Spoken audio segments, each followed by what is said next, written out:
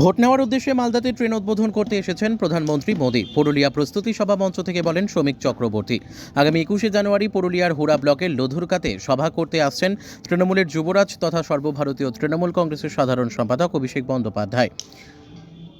শনিবার তারই প্রস্তুতি সভা অনুষ্ঠিত হল পাড়া বিধানসভার মৌতোর ফুটবল ময়দানে।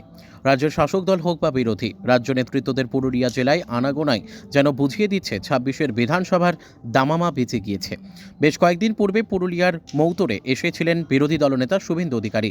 সভামঞ্চ থেকে শাসক দল তৃণমূল নিয়ে একাধিক কটাক্ষ করেন। এবার মৌতোর একই ফুটবল ময়দানে শনিবার সভা করলেন রাজ্য তৃণমূলের মুখপাত্র শ্রমিক চক্রবর্তী। সভামঞ্চ থেকে বিরোধী দলনেতা শুভেন্দু অধিকারী এবং প্রধানমন্ত্রী নরেন্দ্র মোদীকে নিয়ে বিশেষভাবে কটাক্ষ করেন।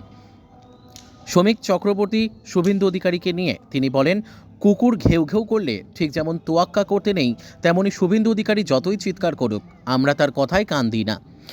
এছাড়া তিনি বলেন, আজ মালদায় বন্দে ভারত ট্রেন উদ্বোধন করতে এসেছেন প্রধানমন্ত্রী নরেন্দ্র মোদী। আমি ইন্দিরা গান্ধীর আমল থেকে রাজনীতি করছি, কিন্তু কোনোদিনও দেখিনি যে দেশের কোনো প্রধানমন্ত্রী ট্রেন উদ্বোধন করতে আসছেন। ভোটের ঠিক আগে বাংলায় এই ট্রেন উদ্বোধন ভোট নেওয়ার উদ্দেশ্য ছাড়া আর কিছুই নয়। তৃণমূল এটা হতে দিচ্ছে না এবং এর ভাষণগুলো তাদের নেতারা খাচ্ছে।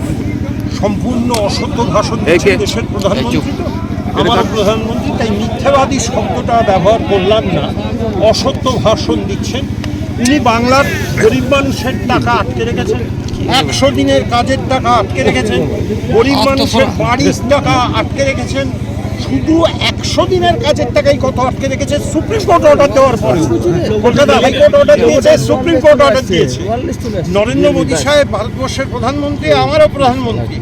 আমি সবিনয়ে তার কাছে বলছি যে দয়া করে বাংলার এই বঞ্চনা বাংলার মানুষ সহ্য করবে না, নির্বাচনে আপনাকে প্রকৃত জবাব দেবে।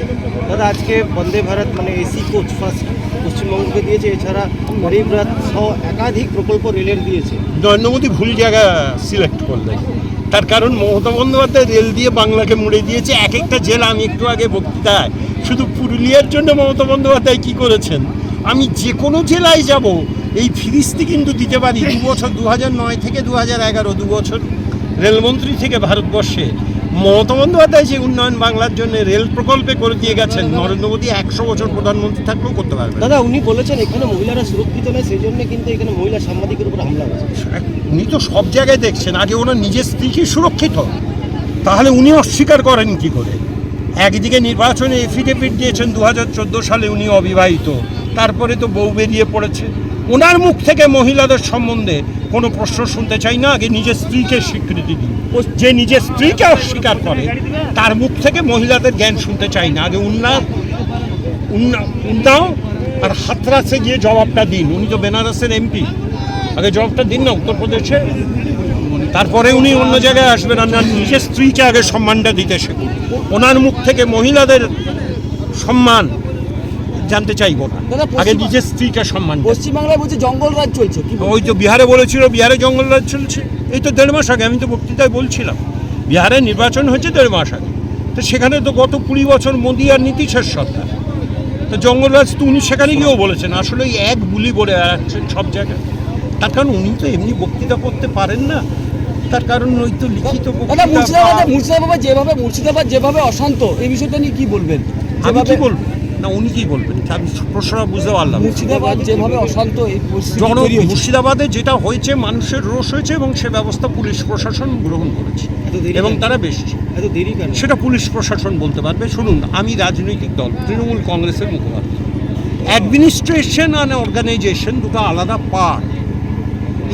আমি সরকার নই। বলছিলাম দাদা, রাজ্যে এসআইআর এর কি ভূমিকা পড়ছে, কতখানি প্রভাব পড়ছে? সেটা তো আমি দেখছি, মানুষ আতঙ্কিত।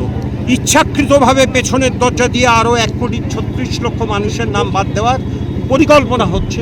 এখানে schedule caste, schedule tribe, Rajbanshi, Matua, OBC, other backward class, Mahato সম্প্রদায়ের মানুষ এবং মুসলমান সম্প্রদায়ের মানুষ টার্গেট করে নিয়েছে।